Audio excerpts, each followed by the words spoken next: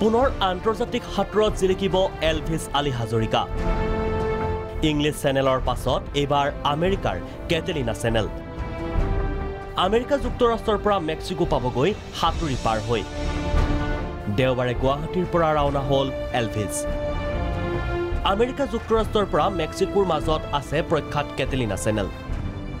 English চেনেলৰ দৰে প্ৰখ্যাত এই চেনেল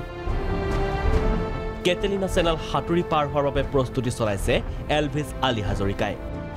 কেটেলিনা চেনেলৰ সাগৰত সাঁতোৰবিদসকলৰ বাবে প্ৰত্যাহ্বান সৃষ্টি কৰে তাত থকা শাৰ্ক আৰু অসংখ্য ডলফিনে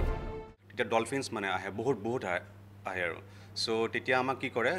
আমাৰ লগত মেইন বোট এখন যাব তাৰ লগত এখন কাইক এখন যাব আমি সেই কাইকখনৰ লগত আমি সুইমিং কৰি থাকিব লাগিব যেতিয়া ডলফিনছ পাৰ হয় এৰাউণ্ড 100-200 ডলফিনছ মানে আহে তেতিয়া ৰখাই দিয়ে সো 5 to 10 মিনিটছ যেতিয়া পাৰ হৈ যাব তেতিয়া আকৌ আমাক ষ্টাৰ্ট কৰিব দিয়ে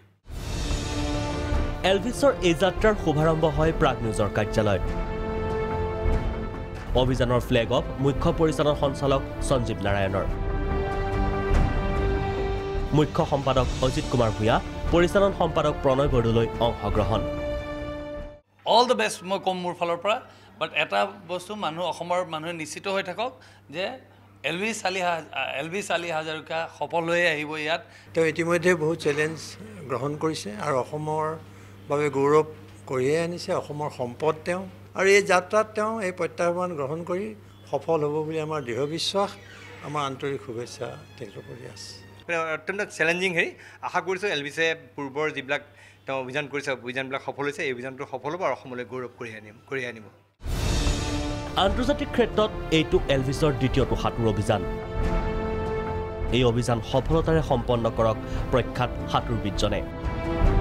প্ৰাগ পৰিয়ালৰ লগতে অসমবাসীৰ তেওঁলৈ থাকিল শুভকামনা news desk report Prag news